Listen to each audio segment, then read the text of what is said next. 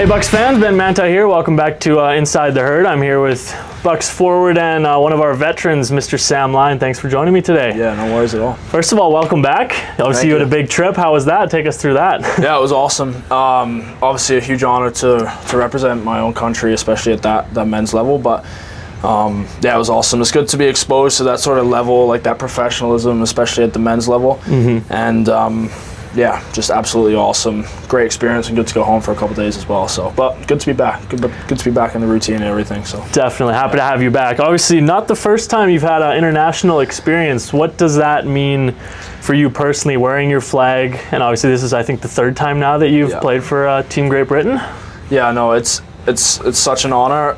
The previous times, were like the U18 and the U20, which it's still a huge honor, but obviously it's more. You know, you're more with your own age group.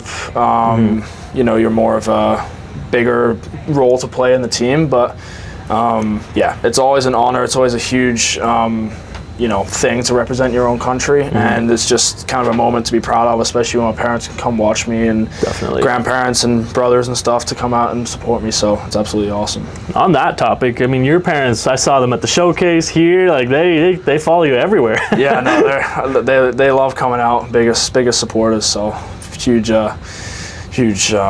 gratitude to them and, you know, the work they do. Very cool. Obviously, you're far away from home, but still seeing them in the stands, sometimes it's got to be an awesome feeling. For sure, yeah. Now, maybe, I mean, obviously you probably went through this with Wiley last year, the year before.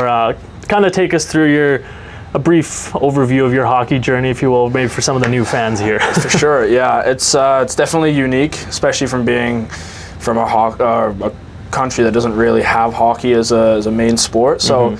You know, I grew up playing in the UK, started playing when I was like 6 years old, just through the local rink, which I was fortunate enough to be near my house because it's not many rinks back home. But yeah, just played there through Chelmsford, which is the city nearby, till I was maybe 10 or 11, then moved into more London to play there for a couple of years, where I had a coach that was, he was Canadian originally, spent a lot of time out here, and his kids were playing obviously in the UK, and then he kind of exposed us to the hockey out here. You know, I went on a few summer camps, like a few like trips out abroad, and then that kind of opened my eyes a bit. So when I was like 14 or grade 9, I decided to go to Ontario Hockey Academy.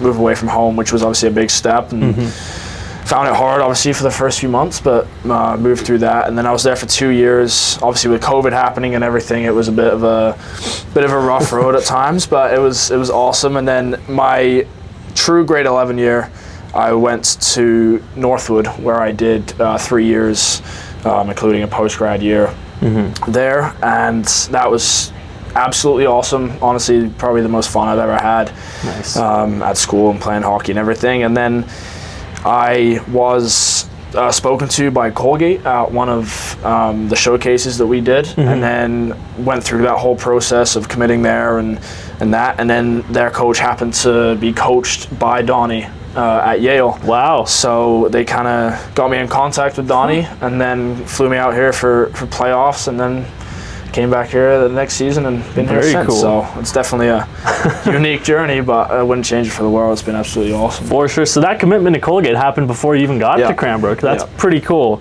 Yeah. Now, congrats on the alternate captain this year. I mean, you've been a part of the team for a while. Was being that leadership presence this year, was that something you were maybe striving for, or did that just kind of fall into place? I mean, I think it's, you know, everyone wants to wear a letter. Like it's an honor to lead your team, but you know, I've said it before to a bunch of the guys, like it wasn't going to change the way I approached anything. Like it wasn't going to change the way I spoke to anyone, or you know, how I played on the ice or anything like that. And being a leader was something I was, you know, I wanted to do and planned to do, regardless of if I had a C, A, or nothing on my chest, you know. So but yeah, again, it's an honor to wear that A, and especially work with, you know, Jack and Simmer and Chubbs and everyone, so it's good. Now on that matter, what do you have to say about Jack having the C, Chubbs and Simmer having the other A's? I mean, obviously Jack's I would say personality-wise, maybe a different captain than Bryce was last year. How is he coming into his role as well as the other two? No, he's doing really well. Obviously, you know, he came in halfway through last year, and just never stopped working. Like he always was finding ways to get better, to get more ice time, to contribute to the team more. And I think having someone like that lead your team is a really good role model to the younger guys, especially coming in. We got those the younger guys that maybe get limited ice time some nights and stuff, as they grow. But I think having Jack as that role model to look up to, they can see that they can, improve and get to where they want to be. So he's done a fantastic job. Simmer and Chobs as well. We've integrated more of like the mental performance side of things into what we do, and a huge part of that is through Chobby, and it's just been a great group effort as well. And some of the guys, that don't even wear any letters, are coming together to lead a lot of the veteran guys and a lot of new guys as well. So I think the culture is good. It's coming together.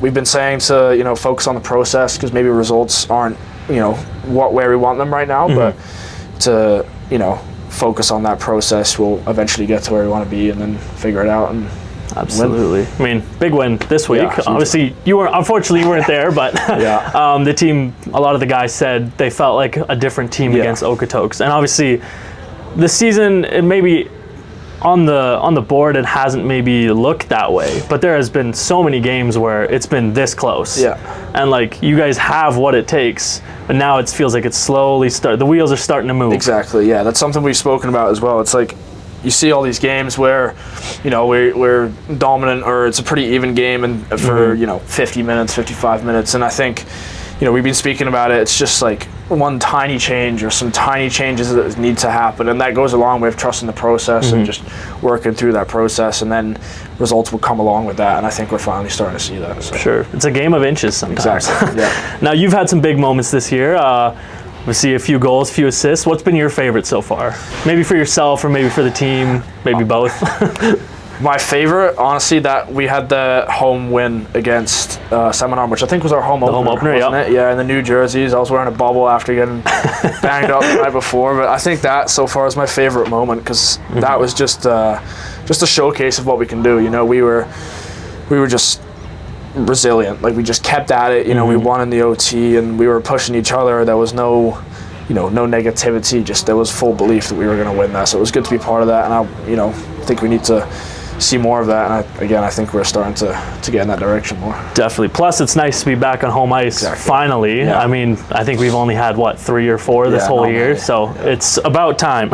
Sure. Yeah. Now, watching you on the ice is always a pleasure. You play, I feel like, with 200% every single night, and you put your body on the line every single play, which gets us fired up, whether we were in the booth or in the crowd.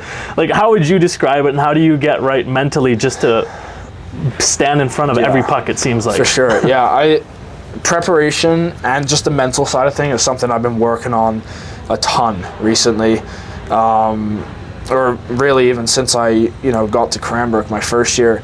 I've been working with a mental performance coach, and that preparation is huge. So I have my routine, I stick to that routine, get to the rink. Visualization has been a huge part of that, visualizing what I'm going to do before I get on the ice.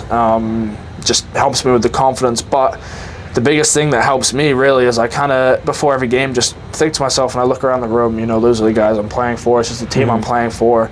I'm less worried about myself, goals, assists, points, whatever. Obviously they can be important, but I want to win, right? So that's the biggest thing that I try and get into my head. And then I feel like when I'm truly focused on winning is when I play the best, and that physicality and that, physical force that I bring on the ice, I think, is my biggest contributor, not only to get pucks to the net and get stuff going, but it also gets the guys going on the bench. It gets energy going, it scares the other team, for sure. And I think it's a big part of the game that some teams miss. So I think that's my biggest strength, so just do what I do best. It's definitely a pleasure watching him on the ice. Some of those hits you've had, ouch.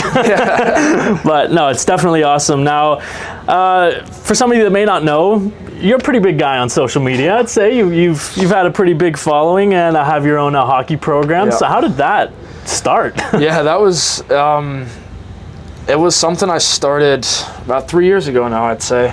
But the main reason behind it was when I first came over to Canada, to Ontario Hockey Academy, I was just not very good, to be quite frank. You know, the skill level wasn't anywhere near the other guys. Like I was smaller, I was probably 100 pounds, 5'2". Like I was tiny.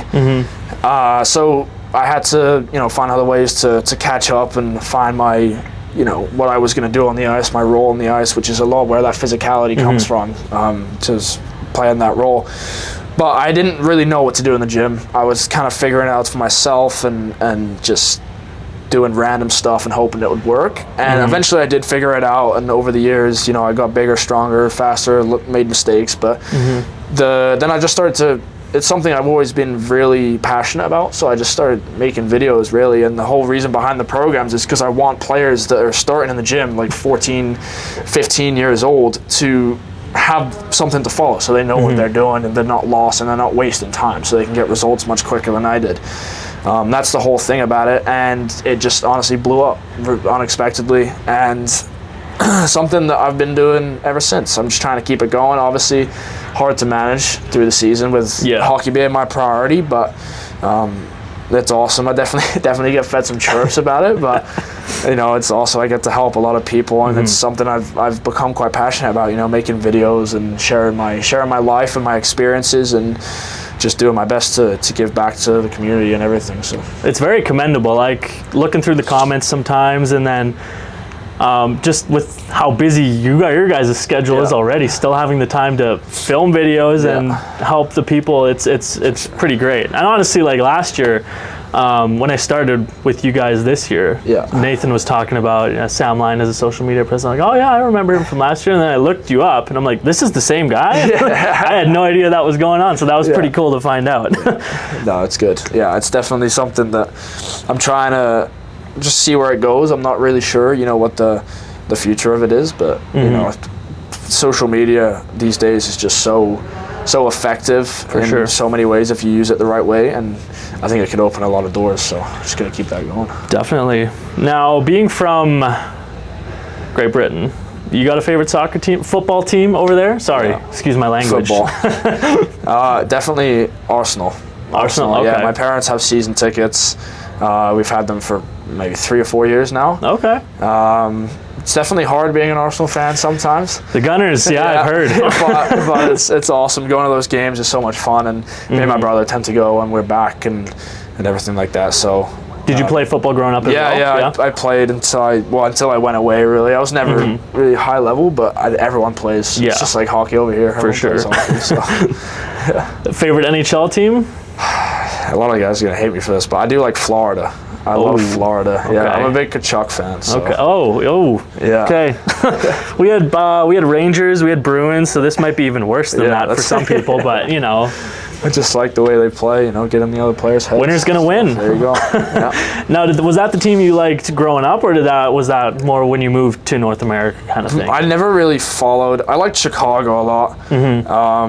Chicago, Florida, and Rangers were like my big three. But I never really followed, you know, one team, and even now I don't really, you know, I don't really care if Florida win or lose. But fair enough. You got too much to do anyway. Yeah, exactly. Now we had the mini mic question that you unfortunately weren't here for, so I'll ask you this now. Who on the team would you not let date your daughter? I'd say definitely Nathan Sim, for sure. Ooh, okay. Yeah. I didn't ask why, because that might cause some controversy within the team, so I'll leave it at that. Who would you let date your daughter? Who would I? Stewie's a good guy. You know, Minner. Yeah, honestly, not a lot of guys. I'd maybe that stereotypical hockey boy type thing, but okay, I respect it. And this week, one movie for the rest of your life. Which one would you pick? That's a great question. I'd have to go with one of the Lord of the Rings. Oh, okay. Probably number 2, Twin Towers. 2's a good one. Yeah, that's something I've watched a lot. Brock said Shawshank Redemption. I've never seen that movie. You haven't seen that one? Yeah. Okay. Maybe when you find the time in the next year or so, maybe watch that one. All right, before we wrap up, any message to the fans from number 11 here? Just as always, thanks for your support. Keep coming out, and hopefully we can turn things around for all of you here. So. Well, it started. Good. Yeah, there you go. All right. Direction. Thank you, Sam. Of course. Thank you.